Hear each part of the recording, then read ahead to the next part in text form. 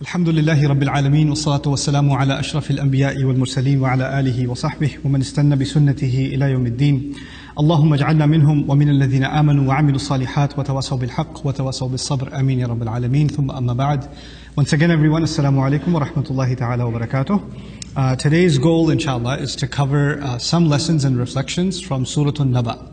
And we will go in that order every evening for the next 5 evenings, tonight and all the way up until Friday, bi'idhnillah, to try to get to Surah Al-Infitar. These are surahs number 78 to 82 of the Quran, for those of you who are not familiar.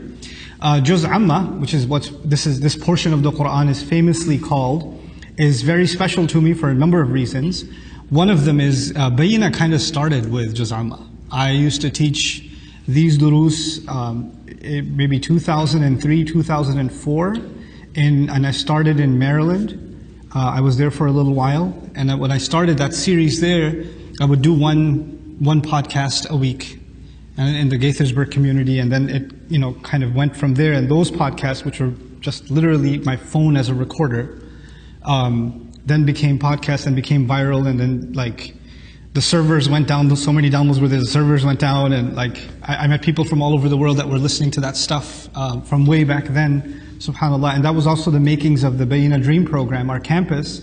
I used to do these podcasts and ask people if they'd like to help me build a campus. And just from those podcasts, the original Bayina campus came into being. And then we discontinued that, and the campus had been running on its own. Alhamdulillah, we have a building of our own now. It's a long story, but I did want to share with you that this is actually when I decided that I'm going to make a shift in my career. This is around 2003, 2004 time. Up until then, my focus was on teaching Arabic and studying the Quran as I could get a chance. And that's when I decided I'm going to focus at least 50% of my efforts into teaching Quran. 50% on the Arabic side, 50% on the Quran side. And alhamdulillah, now that I've come back for you at this occasion, pretty much my entire work is Quran study now. I've passed on the Arabic teaching to my students who have now become teachers, and the curricula have been standardized the way that I developed them, and even further enhanced by them. I'm very grateful for them. And so that's given me an opportunity to become a full-time Quran student. And as a result of that, some of the things that I studied so many years ago, I'm restudying. I'm going back and looking at the same surah that I did so many years ago. And one of the weird things I have to do for these durus is listen to myself from 12 years ago or 15 years ago. And it's very awkward listening to yourself. You should try it sometime. It's a psychological torture. From how nasal you sound, and how sometimes I listen to myself and say, wow, I used to be really smart. What happened to me? And then other times I say, how was I this dumb? So that's been an interesting adventure also. But there are other studies and other developments in the field of the study of the Quran that I've been made more familiar with, and I hope to introduce you to some of those things as we progress also. I'd also like to acknowledge that this series is now a group effort. So I come and present, but I am a student among other peers. So we actually at Bayina now have a research group. There are a group of us that study Quran together. We take different assignments within the study of the same surah. Some people work on just the vocabulary of the surah, others work on comparative tafsir, others work on textual analysis, etc., and even some biblical subtext. And we kind of put that all together, and that informs a lot of these lectures. So this is actually a group effort, and I'd like to acknowledge Sheikh Suhaib and his team for the work that you guys may not know Sheikh Suhaib Saeed. He's in Scotland. And so he works remotely from there, which is why I sneak off to Europe every now and then just to catch up with him and catch up on some studies. But in any case, so we begin with Surah Naba today. One of the things I'd like to share with you about the style of Meccan Quran is that it's very rhythmic. It's very, it sounds blasphemous to say musical, but it's actually very, the tonality of it, when you listen to recitation of it, is very, very powerful. As a matter of fact, even if a non-Muslim listened to it, they'd start getting a buzz out of it. How incredible it is, and how captivating it is. Okay, so the audible quality of these surahs is very, very powerful. And that actually plays a role in the message of the surah as well. When we study the Quran now, pretty much the Quran to us is a book, right? So you're reading a book. And for most of us, we're reading it in translation. But that's not how the original audience of the Quran experienced the Quran. They heard sounds. They heard words. There was no paper in front of them. It wasn't a silent experience. It was a lived experience, right? And so a lot of the power of the message of the Quran is often hard to capture when you translate. And that's especially true of the Quran from Makkah. This is some of the earlier revelations of the Quran, shorter surahs, shorter ayat, very poetic and picturesque in nature, and they move quickly. It's rapid fire, right? And that kind of power, that kind of poetic power, and it's far beyond poetry, and that's one of the things that baffled the Arabs of the time. That kind of power is very difficult to capture in translation. So one of our tasks is also going to be to try to understand how these ayat are flowing and what's going on with them. So I'll begin now with a little bit of background. You have to understand people that are called, the Quran calls them al-mukaththibin. Al-mukaththibin. And that's actually a subject from the surah right before this one. وَيْلٌ يَوْمَئِذٍ لِلْمُكَثِّبِينَ. The worst destruction shall fall upon this group of people Allah calls al-mukaththibin. Who are they? These are people who heard the message of Islam. They were exposed to the Quran. They were exposed to the Prophet ﷺ. They found the arguments convincing. It's not like they didn't find the arguments convincing, but they didn't want to accept it. So they had a number of reactions. Either they called the Prophet a liar, or they called the Quran a lie, or they dismissed it altogether. And it's one thing to not believe something. It's another to call somebody else a liar. Look, if I'm trying to convince you of something and you're not convinced, then you haven't done anything against me. You just didn't agree with me and you walk away. But if I'm convincing you of something and you not only are you not convinced, or even if you are convinced, how do you respond? By making allegations against me. Now you're on the offense. You're not just some neutral party, you're on the offense. You're trying to undermine either my character, or what I'm trying to say, or you're trying to, humiliate me before others. Hey, don't listen to him, he's a liar. So now it's not just between you and I, you've basically created a campaign against myself. Mukaththibun in the Quran are the people who made a campaign against the Prophet ﷺ. And they're also described as the people who did takdeeb of previous prophets. These people are campaigning against the message of truth. Okay? Now, one of the forms of takdeeb is what we're going to come across in the very beginning of this beautiful surah. Allah Azza wa Jalla says, عَمَّا يَتَسَاءَلُونَ. About what are they asking each other? عَنِ النَّبَإِ الْعَظِيمِ. About the great event. Now, to ask one another, let's stop there first. Tasa'ul comes from the Arabic word su'al. Urdu speakers call it sawal. Right? Su'al in Arabic, the verb sa'ala, to ask a question, does two things. It could be su'al al-istifham. It could be you ask someone to try to understand something. Like a question. When you ask somebody a question, you're looking for information, you're looking for understanding. Simple enough. But there's also su'al al-istihza. There's also a question meant as sarcastic commentary. Like, when the youth here will understand, somebody says something, you're like, seriously? Question mark? And when you say it like that, you're not actually asking seriously, you're saying you're really not very intelligent at all, and, And so sometimes the way you ask a question, are you for real? And when you do that, you're putting down somebody. Is that really the best you can do? That's not really a question, is it? Is that the best you got? That's not a question, that's an insult. And so sometimes questions are asked for the purpose of diminishing somebody else's speech, commentary, to make them feel belittled. These are psychological tactics. You see, and this is an important part an opportunity to mention this, because we are in the midst of media propaganda. All kinds of things are being said about Islam from all kinds of voices in all kinds of ways. So especially for the young here, you need to understand something called logical fallacies. This is going to help you a lot in life. Logical fallacies are when people are arguing for or against something, in our case most of the time Islam, they are going to use tactics that are very powerful, but they're not fair. You won't even realize that basically they're cheating an argument. It's basically cheating. It's like the guy that came into a boxing match with bricks inside his glove or something. They have an unfair advantage. And these advantages, they're not rational, they're not reasonable, based on reason, they're emotional tactics. To give you an example, if I was to have a debate with maybe a member of the Christian faith, even though I don't believe in debate, but hypothetically, I'm sitting on a table and we're discussing something about Jesus or something. Obviously, we have different points of view. And we're having this conversation in the church. And the vast majority audience sitting before us is a Christian congregation. who love their pastor, who I'm talking to. Every time he speaks and he finishes his point, what do you hear in the crowd? You hear a standing ovation. Every time I speak, even before I get to finish what I'm saying, what do you hear? You hear boos and howling and get out of here and whatever. And that already makes it sound like what I am saying is offensive and what the other is saying is valid. But actually the opposite is also true. If that same conversation was happening and there was an excited Muslim audience instead of a Christian audience, every time I made a point, Takbir! And every time he made a point, Astaghfirullah! Or something. If that happened, that's still not fair. Because the arguments are no longer being weighed by how rational are they, how valid are they, how reasonable are they. Now the crowd is a kind of validation. The crowd is saying this argument makes more sense, that argument makes less sense. You understand? And psychologically, in the mind of anybody who's listening, look at that guy, he got booed off stage, he doesn't know what he's talking about.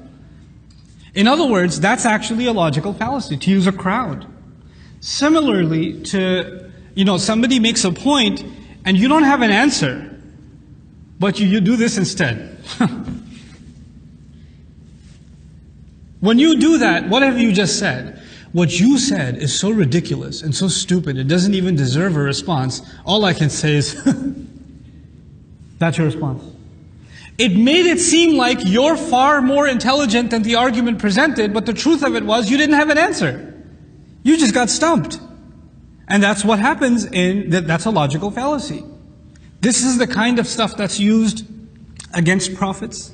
This is the kind of stuff you'll see in political debates. It's not even just used in Islamic discourse. It's used in political debates. The way somebody looks at somebody, the way somebody laughs at them. Quran will mention it. لَيُزْلِقُونَكَ بِأَبْصَارِهِمْ لَمَّا سَمِعُوا الذِّكْرِ. They'll make you fall with the way they stare at you when they hear the Quran. Like, just that? That's enough for somebody to say, yeah, that must be ridiculous. And so one of those logical fallacies is to actually turn the claim that's being made into sarcastic questions. Seriously? Afterlife? Yeah, so what is heaven like again? Oh, so there's hell, huh? What does it burn from? What do you get for food? And everything must be cooked already, so what do you get there? Like people are just asking sarcastic questions about heaven, about hell, about resurrection, about the grave, about the day of judgment. Oh, so there are books here, huh? How big are they? That's a lot of ink, man. Where do you store it? Is there backup drive in case something happens? Is there, cloud service? Sarcastic questions. There are people asking all kinds of sarcastic questions to diminish what is actually being claimed. Because early Quran came and basically made a very tall, very powerful statement. Human beings are on a journey. And their journey did not begin when they were born. Islam came and said that your journey began many years ago. As a matter of fact, your journey began at the same time as when Adam alayhi salam was created. All of the arwah, all of you and I were created. And we were actually asked by Allah, if Allah asked us directly, Alastu bi rabbikum, am I not your master? We all responded, of course you are. That's when our journey began. We all knew Allah. And then what Allah decided was, He would take one of those souls, for lack of better words in English, and He would decide to take an angel and deliver that into the bellies of their mothers at a certain point during the pregnancy. And that would be the second part of our journey, from being in the company of Allah to inside the stomach of our mothers. And the third part of our journey would be when ثُمَّ السَّبِيلَ يَسَّرَهُ, which we'll read later on. We would come out of our moms and our life in this world would begin. Our life didn't begin when we were born out of our mothers. Our life began much before then. Our physical body, yes, it started then. And then we're in this life, but that's not the end of, death is not the end of our journey. Death is actually the next important stop. And then begins a life that's going to be the life of questioning. The life of being accountable for what we did in this life. What we did in this interim period. And that's going to be the life that many people will spend inside their graves. And from there the next phase will begin. When Allah will command, and everyone who's left alive will also die, and then another time it will be blown into, the horn will be blown into, and everyone will be raised again. All humanity will be raised again, will be brought back to life, even though we're decayed for thousands, hundreds of thousands of years. And when we all come back together, then Allah will question every single human being for how they live their life. All of their deeds will be judged, and then there are only two conclusions, two destinations to go. It's either eternal heaven or eternal hell. Those are the two destinations. These are pretty powerful statements to make, because now you're saying human beings, be asked, where did I come from? Where am I going? It's answering that question, isn't it? What is the meaning of life? What does my life amount to? These are the oldest questions in philosophy. And the Quran is claiming it has the answer to those questions. That's not a small thing. It's something that virtually every philosopher, every society, every religion in the world tries to answer this question. What is the meaning of life? What is going to happen after we die? Is that all it was? And for some, we just blend into nature. We become one with nature. Some believe we come back as cockroaches or cats or dogs. Some others believe we don't come back at all. We're done. Some others, we're eternal, or we become part of God, or whatever other philosophies there are. There's so many views. And so when the surah begins, عَمَّا يَتَسَاءَلُونَ, what are they asking about?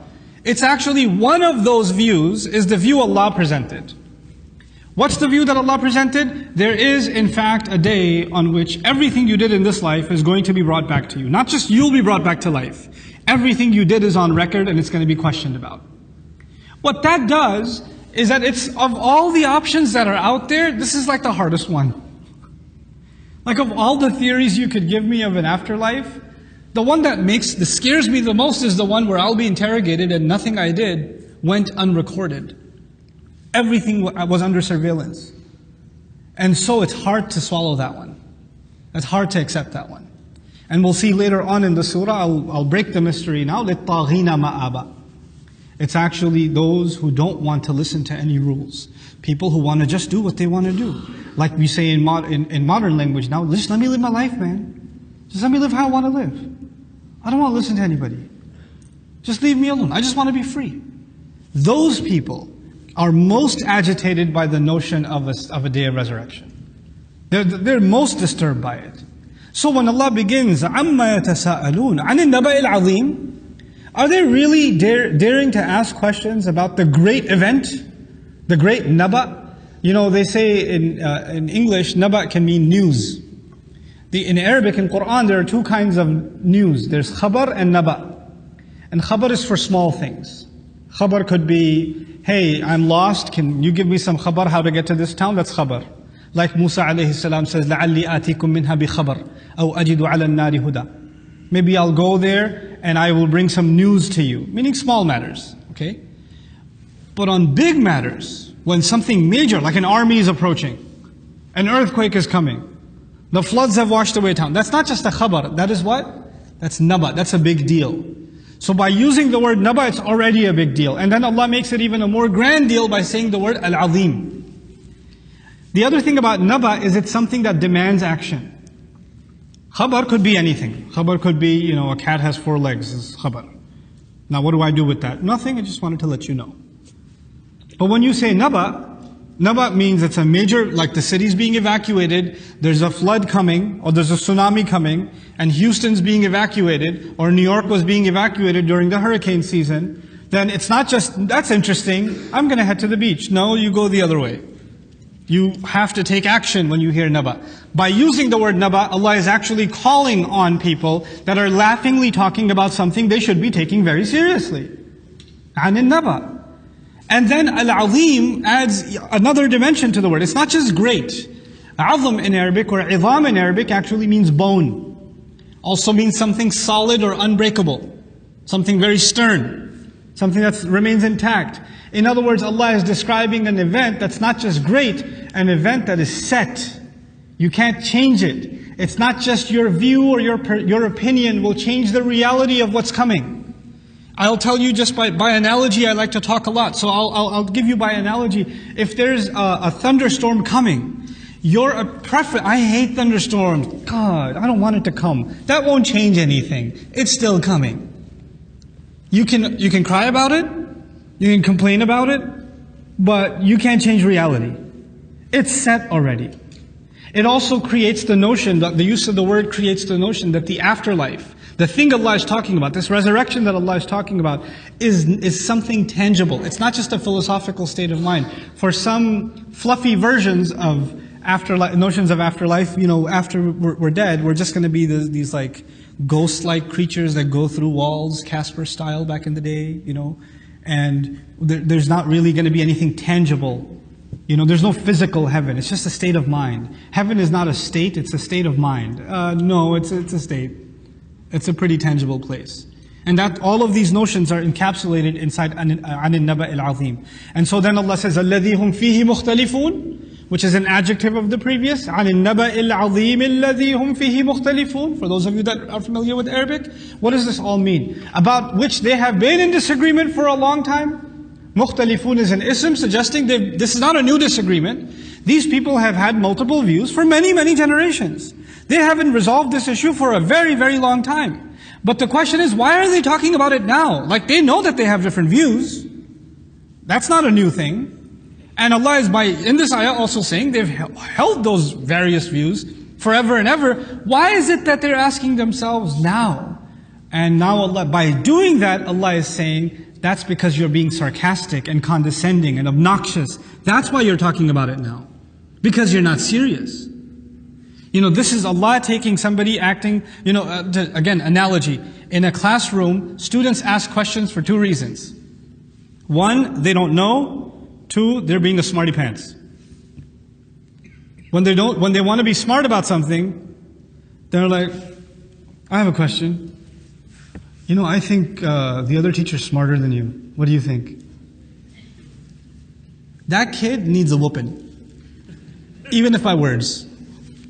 Because you can go to jail for the whooping. Pakistan is okay. Over here you go to jail, right? Not 2 generations ago.